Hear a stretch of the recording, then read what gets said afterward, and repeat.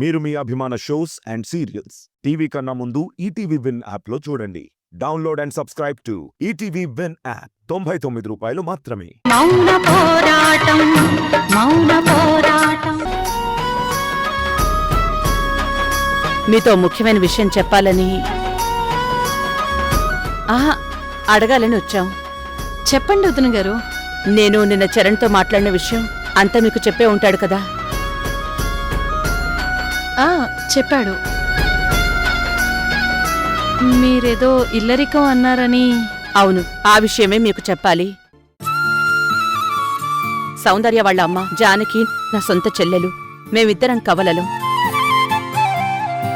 కాని జానకి చూపు లేదు. అందుకే ఇప్పుడు తను రాలేదు. నువ్వే వెళ్ళి మాట్లాడరా అక్క అని నన్ను పంపించింది. చరణ్ అని చెప్పాడు.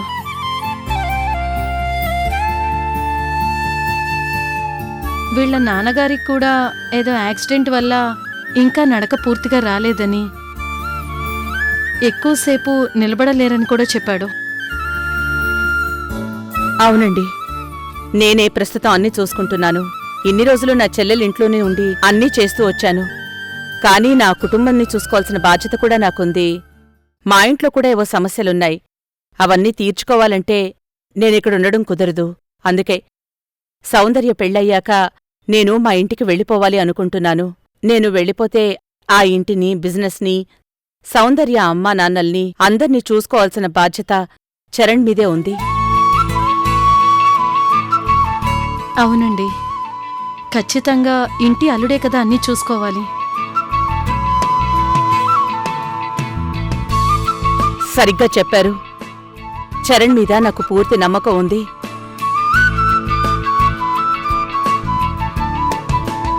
నేను చరణ్కి అదే విషయం చెప్పాను.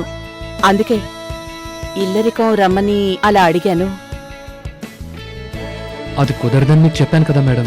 చెప్పావు చరణ్, కానీ నేను రానని చెప్పాక కూడా మీరు వస్తున్నామని చెప్పి ఫోన్ చేశారంటే ఖచ్చితంగా నేను చెప్పిన దానికి ఒప్పుకుందే వస్తున్నారనుకున్నాను మేడం. నువ్వు చెప్పిందంతా ఓకే చరణ్, కానీ ఇప్పుడు మీ అమ్మగారిని నేను విషయం అడగాలి. చెప్పండి వదిన గారు. మా సౌందర్య కాబోయే భర్తే మా ఇంటి మొత్తం బాధ్యతల్ని దగ్గరుండి చూసుకోవాలి. అది తప్పదు. అలాగే సౌందర్య చరణ్లు ఒకరికొకరు ఇష్టపడ్డారు. వాళ్ళిద్దరికీ పెళ్లి చేయకపోతే వాళ్ళిద్దరూ సంతోషంగా బ్రతకలేరు. ఈ పెళ్లి చేయకపోతే పెద్దవాళ్లుగా మనం తప్పు చేసిన వాళ్ళం అవుతాం. కాబట్టి ఈ పెళ్లి తప్పకుండా చేసి తీరాలి.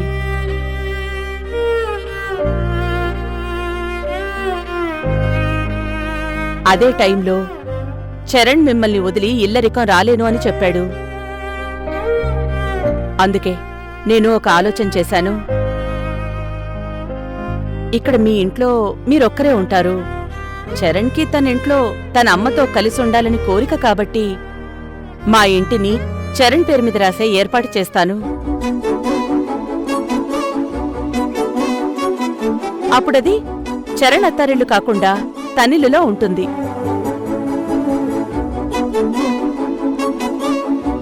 అప్పుడు మీరు చరణ్ ఇద్దరూ మీ సొంతింటికి మారిపోవచ్చు.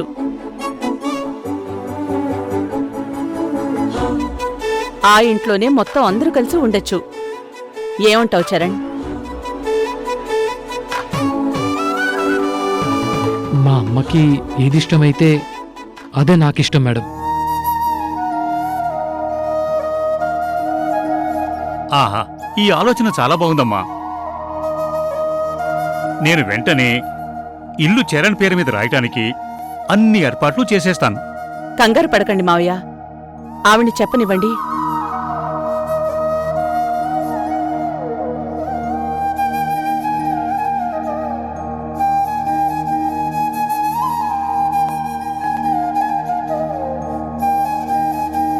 వదిన గారు చెప్పండి. మీకు నేను చెప్పింది నచ్చితే మనం పెళ్లి పెట్టేసుకుందాం. నేను పంతులు గారితో మాట్లాడతాను. రేపు 26న చాలా బావుందంట.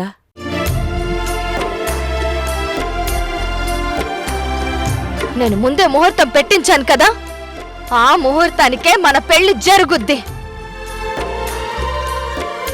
మీరు ఓకే అనుకుంటే ఆ రోజే పెళ్లి జరిపించేద్దాం. ఈరోజు ఇప్పుడే తాంబూలాలు తీసేసుకుందాం. ఏమంటారు?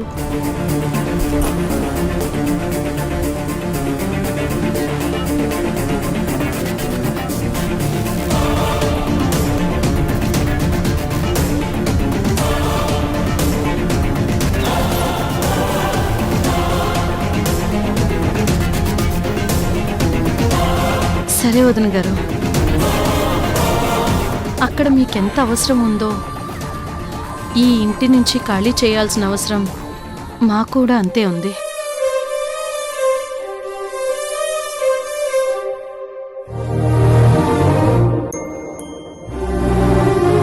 కానీ చరణ్ పేరు మీద ఇల్లు రాయాల్సిన అవసరం లేదు. పెళ్ళయ్యాక మేమిద్దరం మీ ఇంటికి వస్తాం.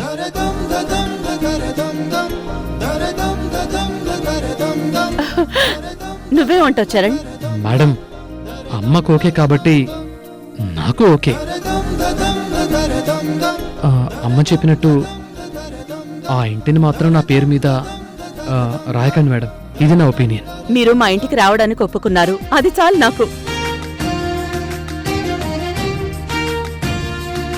ఈ సంతోషంలోనే ఇప్పుడే మనం తాంబూలాలు మార్చేసుకుందాం. ఇదే మంచి ముహూర్తం.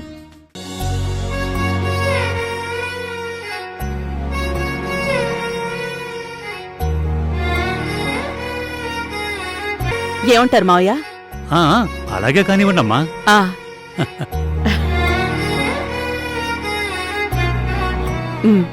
తీసుకోండి.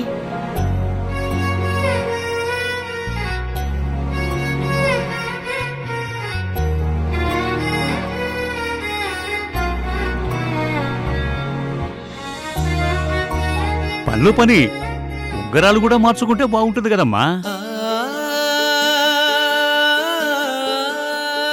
కానీ రింగులు చేయించలేదు కదా.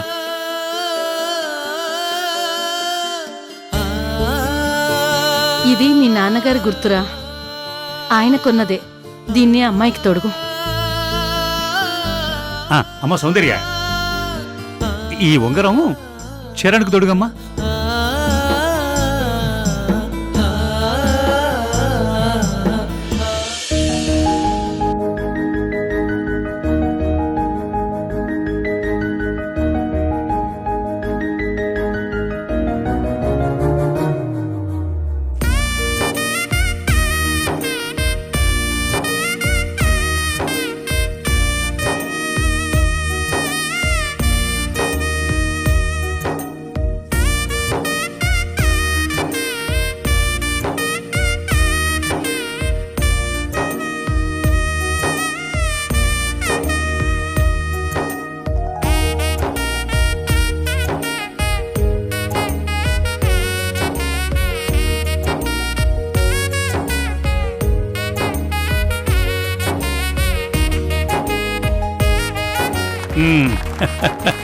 చాలా సంతోషం. సరే, ఇక మేం బయలుదేరుతాం. పంతులు గారికి చెప్పి శుభలేఖ రాయించి పెళ్లి ఏర్పాట్లు చేస్తాను. సరే వదిన గారు. సౌందర్య, పద వెళ్దాం. పదండి మావయ్య. పదమ్మా.